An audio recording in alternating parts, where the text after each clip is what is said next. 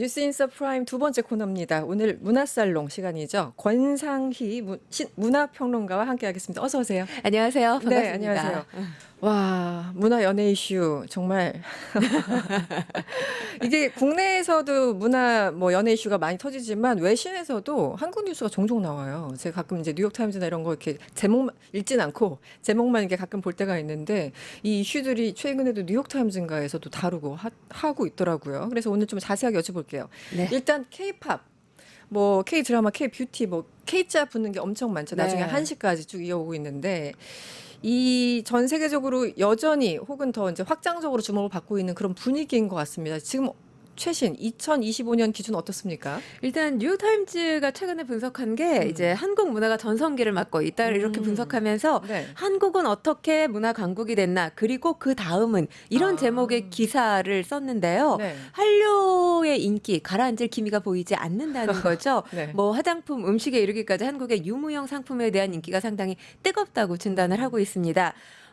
수상 소식이 계속 들려오고 있잖아요. 네. 2020년 기생충이 아카데미 영화상, 그러니까 그렇죠. 아카데미 작품상을 받았죠. 이게 외국어 영화로는 최초의 일이었고요. 맞아요. 또 오징어 게임 시즌 1이 이 미국 방송계 아카데미상이라고 할 수 있는 에미상을 수상했고요. 네. 지난해에는 소설가 한강 작가가 노벨 그렇죠. 문학상 받았죠. 그리고 네. 지난 8일에는 뮤지컬 어쩌면 해피엔딩이 미국 연극과 뮤지컬의 아카데미라고 할 수 있는 토니상을 토니상. 수상했습니다. 네. 해외에서 이렇게 굵직굵직한 상들을 수상하다 보니까 한국 문화, K 콘텐츠의 위상이 높아지면서 그 존재감이 확실히 드러나고 있는 상황입니다. 그리고 저희가 지난 시간에 방탄소년단 관련 소식 알려드렸지만 네. 지금 방탄소년단에 대한 해외 외신들의 관심도 상당히 뜨거운 상황이고요. 네. 그리고 걸그룹 블랙핑크 다음 달 5일과 6일 고양종합운동장에서 콘서트를 하게 되는데 이때 이제 2년 8개월 만에 신곡 발표를 같이 하게 됩니다. 2년 당연히 8개월 만이에요? 그렇죠. 왜냐하면 사실 블랙핑크가 뭔가 이 활동에 대한 공백이 없어 보였거든요. 네. 왜냐하면 로제도 개별 활동했고요. 리사도 개별 활동했고 또 제니 개별 활동, 지수도 개별 활동을 했습니다. 개별 활동을 굉장히 성공적으로 했기 때문에 네. 이들의 어떤 공백이 느껴지지 않았어요. 근데 그래서 완전체의 모습을 보게 완전체. 되는 건 2년 8개월 만에 이제 7월에 보실 수가 있는 거예요. 팬들은 진짜 엄청나게 기다리고 있겠네요. 그렇죠. 완전체 보는 게 얼마나 꿈이었겠습니까? 그러니까 네. 고향 공연을 시작으로 해서 또 월드 투어에 나서게 됩니다. 그래요? 또 넷플릭스 최고 시청률을 기록했던 오징어 게임 바로 내일 시즌 3가 내일이에요? 공개됩니다. 네, 이런 프로젝트들이 기쁘다. 네. 전 세계인들이 관심을 가지고 있는 프로젝트들이에요. 근데 네네. 여기서 그치는 게 아니라 아까 제가 이제 한국의 유무형 상품, 화장품, 음식 얘기를 네네. 했잖아요. 그러니까 이렇게 우리의 컨텐츠들이 인기를 얻으면서 이걸 접한 외국인들이 나도 저 스타가 하고 있는 저런 라이프 스타일 나도 네. 따라할 거야. 그러다 보면 화장품 못 쓰고 있지? 네. 그리고 화장법은 어떻게 되는 거지? 이런 거 관심을 갖게 되고요. 옷은 어떻지 이런 거 다. 그렇죠. 네. 우리 스타들이 요즘에는 개별적으로 자기 유튜브 채널들을 다 가지고 있잖아요. 네네. 거기에 일상이 공개되고 있기 때문에 이런 것들이 이제 산업적으로 연결이 되게 됩니다. 그러다 보면 또 스타들이 요리하는 모습, 음식하는 모습들도 공개가 되잖아요. 저 불당면은 과연 어디 건가 맛보게 되는 거고요. 얼마나 매울 것인가. 그렇죠. 그리고 김밥 관련 영상이 또 입소문을 타면서 네. 미국의 식료품 가게마다 김밥 재료들이 다 소진됐다라는 이야기도 들리고 있습니다. 재료들이. 그러면서 이제 관심이 한국으로 향하게 되는데 우리나라를 찾는 관광객 수 그리고 교환학생 수, 외국인 거주자 수가 이전보다 훨씬 늘었다는 소식입니다. 사실 이제 하드 파워라고 해서 군사력이나 이런 건 우리가 어떻게 열심히 하면 되는 거지만 이 소프트 파워라고 불리는 이 문화는 우리가 뭔가 열심히 한다고 막 되는 건 아니잖아요. 그렇죠. 이게 스며들어야 되는 거잖아요. 맞아요. 아니 한국이 제가 항상 이제 느끼는 건데 이 작은 나라에서 물론 이제 인구는 5천만이 넘지만 이렇게까지 문화가 주목받는 이유가 도대체 뭘까? 그 비법이 뭘까? 늘 생각하는데 제가 답이 떠오르지 않거든요. 네. 뉴욕타임즈는 어떻게 분석하고 있는지 평론가님은 어떻게 보고 계신지 궁금합니다. 사실 네. 우리 K 콘텐츠, K 드라마나 K 영화를 보면 독창적인 스토리가 또 세계인들의 주목을 받는 부분도 있고요. 네. 우리만의 감성이 또 세계인들의 공감을 얻는다 이런 생각도 듭니다. 그리고 뮤직비디오 같은 거 보시면 아시겠지만 세계 어느 나라의 가수의 뮤직비디오와 비교했을 때도 이 세련미는 탁월한 맞아요. 수준이라고 네네. 볼 수가 있습니다. 네. 특히나 이제 영화 기생충이라든지 있죠. 오징어 게임 같은 작품들을 보면 사회적인 메시지를 던져주고 있잖아요. 빈부격차라든지 불평등, 불공정의 문제들을 다루고 있는데 네. 이게 비단 한국 사회만의 독특한 문제가 아니라 전 세계적인 문제예요. 그러다 보니까 이 이야기를 보면서 공감대가 형성이 되는 거고요. 그리고 우리 사회의 가장 뭐 특이할 만한 장점이라고 한다면 네.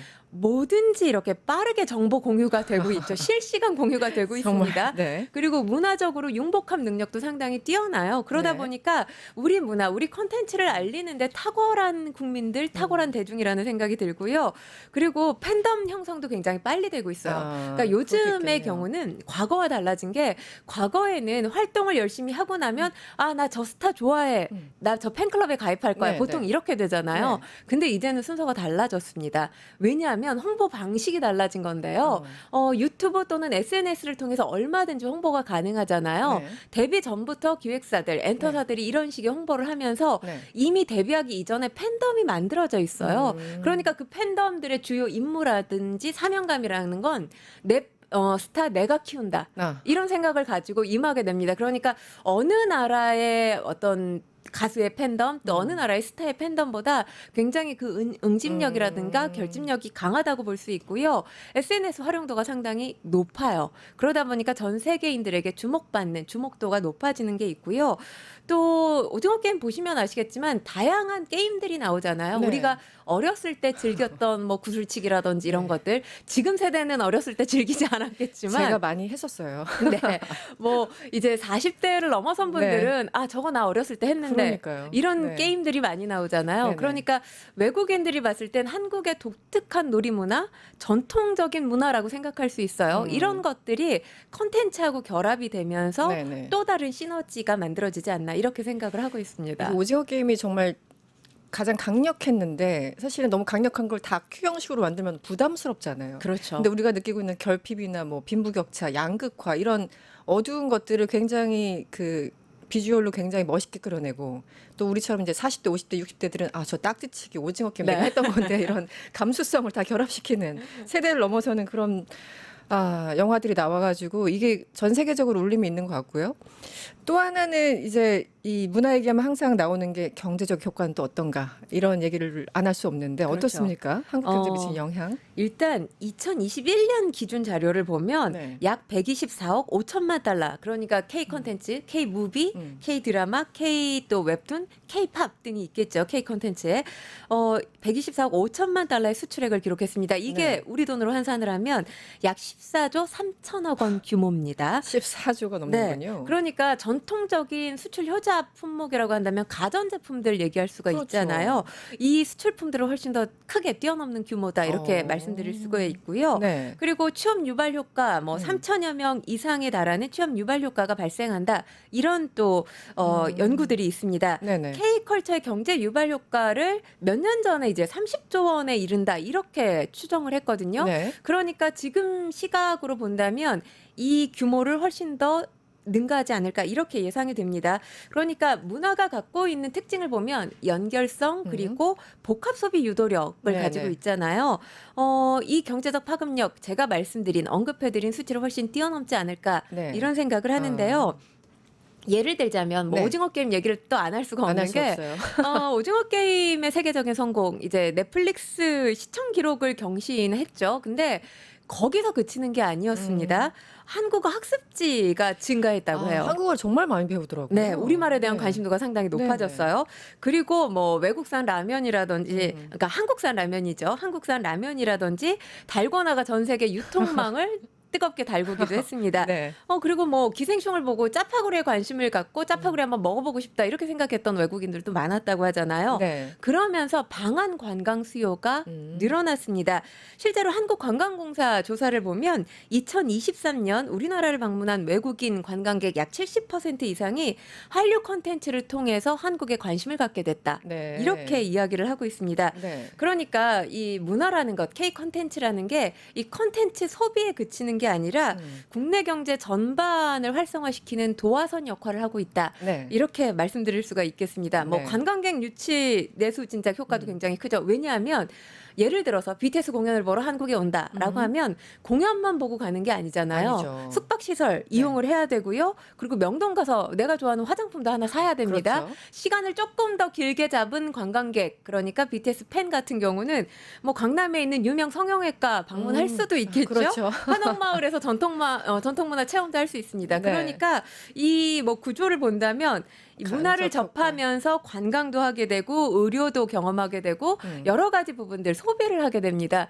그러니까 우리 경제의 어떤 선순환 구조가 형성될 수 있다. 이렇게 말씀드릴 수가 있는데요. 사실 K 컨텐츠들 제작비가 굉장히 올라가고 있지만 네. 어떻게 본다면 문화라는 게 저비용 고효율 산업이기도 해요. 왜냐하면 네. 요즘에 플랫폼들이 다양화되면서 내가 가지고 있는 아이디어를 구현할 수 있는 곳들이 많잖아요. 그리고 이 플랫폼들이 우리나라 소비자들, 대중들을 대상으로 한 것뿐만이 아니라 전 세계인들을 대상으로 하고 있기 때문에 뭐 얼마든지 좋은 컨텐츠라고 한다면 나의 인생을 달라지게 만들 수 있는 소비 진작 효과를 또 얻을 수도 있다. 이렇게 말씀드릴 수 있겠습니다. 그렇군요. 제가 한 2년 전에 두바이를 갔었는데 뭐 취재차 갔었는데 그때 만나는 사람들마다 저보고 어디서 왔냐요. 네. 그래서 조금 헷갈렸나 봐요. 어느 지역인지. 그래서 네. 한국에서 왔다 그러면 바로 나온 얘기가 나 내년에 한국 갈 거야 이러는 거예요. 그렇죠. 네, 그래서 저 진짜 깜짝 놀랐어요. 그냥 지나가다가 만난 사람들이에요.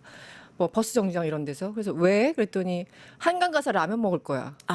그 한마디로 정리가 됐어요. 그래서 저는 뭐 K 뭐 문화에 대해서 엄청나게 이제 국내 언론에서 이렇게 쓸 때는 뭐 얼마나 이렇게 해서라고 사실을 생각했다가 네. 제가 두바이 가서 막 사진 찍자는 얘기도 듣고 해가지고 그냥 한국에서 왔다는 이유만으로 이렇게 환대를 받는구나 이런 그러니까요. 느낌을 저 개인적으로 받고 정말 깜짝 놀랐습니다. 이게 또 네. 문화의 효과 중에 하나라고 볼 수 있는 그러니까요. 거죠. 네. 한강에서 라면 먹어야죠. 네. 네, 두 번째 이슈 넘어가겠어요. 테디표 두 번째 그룹. 올데이 프로젝트가 지난 23일 데뷔했습니다. 며칠 안 됐어요. 데뷔하자마자 그 인기 급상승 동영상 1위에 네. 올랐습니까? 임급동이라고 임급도 하죠. 요즘 그렇게 줄여서 네, 얘기하더라고요. 그렇습니다. 죄송합니다. 지난 16일에 네. 페이머스 뮤직비디오가 공개가 됐고요. 그리고 이들이 이제 말씀하셨다시피 23일 데뷔를 한 겁니다. 임급동 1위를 기록했어요. 그리고 멜론에서 발매 5시간 만에 톱백 차트 10위에 올랐습니다. 와, 어떻게 이럴 수 있죠? 페이머스 뮤직비디오 제가 오늘 아침에만 한 서너 번 봤거든요. 네네. 여러 번 봐야 이제 또 와닿는 감성이 있기 때문에 여러 번 봤는데 25일 기준, 어제 기준으로 조회수가 1,600만 회를 넘어섰습니다. 그리고 또 다른 타이틀곡, 요즘엔 더블 타이틀곡이라고 해서 한꺼번에 이제 타이틀곡 2개를 공개하는 경우도 있는데 네네. 위키드라는 곡 이제 퍼포먼스 비디오도 공개가 됐거든요. 이것 역시 지금 임급동에 올라와 있고요. 네. 이들이 연습실에서 또 안무 영상을 촬영한 또 동영상이 있습니다. 네. 이것도 지금 임급동 순위에 올라 있는 상황입니다. 영상들 모두가 공개한 지 며칠 되지 않았는데 조회수가 적게는 수십만회, 많게는 수백만 회를 달하고 있는 상황이에요. 1,600만. 와, 네. 대단한데요. 뭐 힙합 장르 곡인데 신인답지 않은 완성도를 보이고 있다. 이런 평가를 받고 있습니다. 구체적으로 남성 2명, 여성 3명 이렇게 혼성 아이돌인데 혼성 아이돌이 그렇게 흔하진 않았던 것 같아요. 최근에. 어떻습니까? 요즘에는 사실 보기 힘들죠. 그렇죠. 왜냐하면 8년 만에 혼성 아이돌이 데뷔를 한 겁니다. 8년 만에. 2017년에 카드라는 혼성 그룹이 있었는데 이 카드라는 그룹은 사실 우리나라에서 활동하기보다는 현재 해외에서 많이 활동하고 있는 그룹이거든요. 네네. 뭐 혼성 그룹의 계보를 보면 이제 1990년대로 넘어가면 투투, 룰라, 쿨 저희에게 굉장히 익숙한 기억나요. 그룹들이죠. 네, 영턱스 클럽 이런 그룹들이 있었고요. 네. 2001년에는 거북이가 있었습니다. 그러네요. 그리고 2017년에 카드가 데뷔하면서 이 그룹의 계보를 이어왔는데 그러다가 8년 동안 뚝 끊어졌던 거죠. 왜냐하면 기존의 이 엔터 산업과 지금의 엔터 산업이 상당히 차이가 있는 게 네. 과거에는 이제 팬덤 중심의 산업이 아니었어요. 그랬죠. 근데 네. 팬덤 중심으로 구조가 재편되면서 K-팝 걸그룹, K-팝 보이그룹 이렇게 양분이 돼 있는 상황입니다. 네. 이런 상황에서 이제 혼성 아이돌 그룹의 데뷔 소식 상당히 이례적이다라고 할 수 있는데요. 실제로 지금 혼성 5인조로 써니힐이라는 그룹이 데뷔를 했는데 그러다가 이제 남성 멤버가 탈퇴하면서 이게 걸그룹으로 재편됐거든요. 그러니까 그만큼 어떻게 보면 팬덤을 확보하기가 어렵다라고 볼 수 있습니다. 아. 그러다 보니까 엔터사에서 조금 기피했던 것도 있고요. 혼성을. 그렇죠. 네네. 그리고 컨셉을 잡기도 상당히 어렵다. 아, 그런 건 있네요. 라는 거죠. 네네. 그래서 지금의 아이돌 산업에서 제외된 모습인데 음. 이제 지금 이 그룹이 혼성 그룹으로 8년 만에 데뷔를 했기 때문에 네. 아직까지는 며칠 지나지 않아서 성공했다 안 했다 이렇게 단언할 수는 없지만 네. 첫 출발이 굉장히 좋아요. 우리 지금 기존의 엔터 산업의 모양새를 또 바꾸지 않겠느냐라는 관측도 제기되고 그럴 수 있습니다. 있겠네요. 네. 네. 그런데 역시 우리 솔직히 인정하자고요. 네. 멤버 중에 한 명이 약간 좀 그 사람들한테 많이 이제 회자가 되던데 다들 뭐 훌륭한 그 뮤지션들이지만 이 정유경 신세계 회장 장녀가 이 그룹에 소속돼서 더 언론에서 좀 많이 쓰는 것 같기도 한데 어떻습니까? 사실 제가 봤을 때 인급동 순위가 이렇게 높은 것 물론 글로벌 관심이 있으니까 네. 인급동 1위다 2위다 이렇게 할 수 있지만 네. 가장 중요한 건 애니 효과라고 볼 수 있습니다. 지금 신세계 정유경 회장의 맞딸이죠. 이 네. 맞딸 애니 분명히 문서윤 씨예요. 문서윤. 근데 네. 데뷔하기 전에 올데이 프로젝트 관련 이 어떤 뮤직비디오라든지 관련 자료들이 공개되기 이전에 지금 이 관련 기사들이 쏟아졌습니다. 재벌 4세가 연예인이 된다고 네. 이런 기사들이 쏟아져 왔어요. 네. 그러니까 멤버에 대한 화제성 때문에 지금 또 집중 조명을 받고 있는 상황이기도 합니다. 네. 뭐 정유경 신세계 회장의 맞딸이라는 건 달리 말하면 네. 이명희 신세계그룹 총괄 회장의 외손녀이기도 외손녀죠. 하고요. 네. 또 신세계그룹 정용진 회장의 조카 딸이기도 하죠. 근데 2002년생이고요. 지금 컬럼비아 대학에 재학 중이라고 알려져 있습니다. 2002년생. 네. 아니 그러니까 이게 사실 쉽지 않잖아요. 이 재벌가에서 연애한다면은 아서라, 넌 안 그렇죠. 된다 이런 게 많았을 텐데 집안 반대도 분명히 있었을 것 같아요. 어때요? 일단 상황이. 사실 요즘에 K-팝 걸그룹 또는 보이그룹 또는 이런 그룹으로 데뷔를 네. 하려면 수년간의 연습생 시절이 필요하잖아요. 그렇죠. 네. 엔터 산업이 보통 이제 초등학생 때부터 연습생 발굴을 해서 네. 뭐 10대 한 중반 또는 후반에 데뷔를 시키게 됩니다.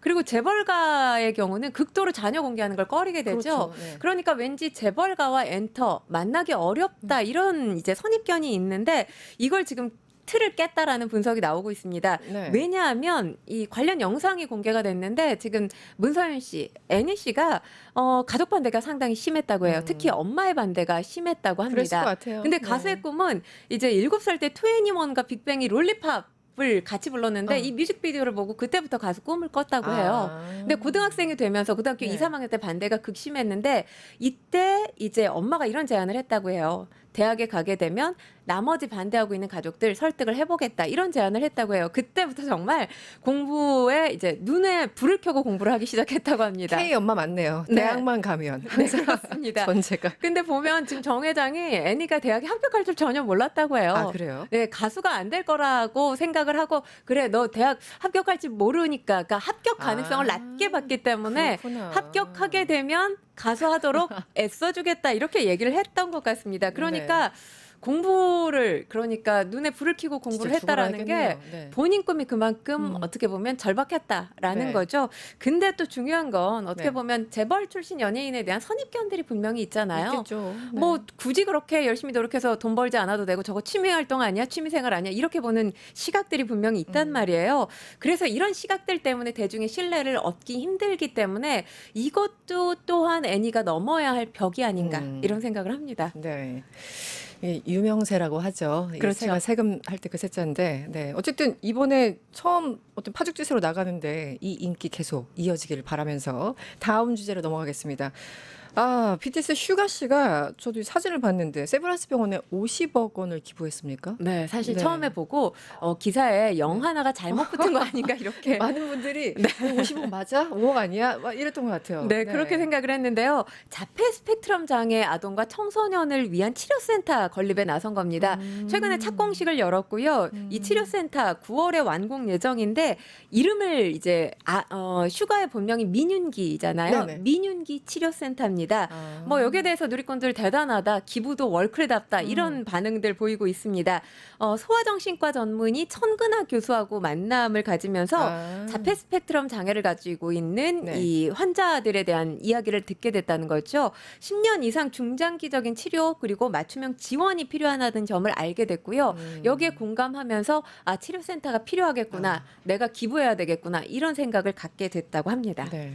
너무 멋진데요. 그렇죠. 그런데 이 멋짐을, 이 벅찬 마음을 참을 수가 없어서 우리 또 팬들이 네. 뭔가 좀 움직이기 시작한 것 같아요. 네, 기부? 그렇습니다. 네. 이 소식이 전해지고 바로 그 다음날 오전 9시를 기준으로 해서 네. 이 세브란스 병원 민윤기 치료센터에 일반인 기부금 2억 원을 돌파했다. 이런 다음 날? 소식이. 네. 다음날 오전. 네. 그러니까 차하루가 안 됐던 시점이라고 제가 생각을 해요.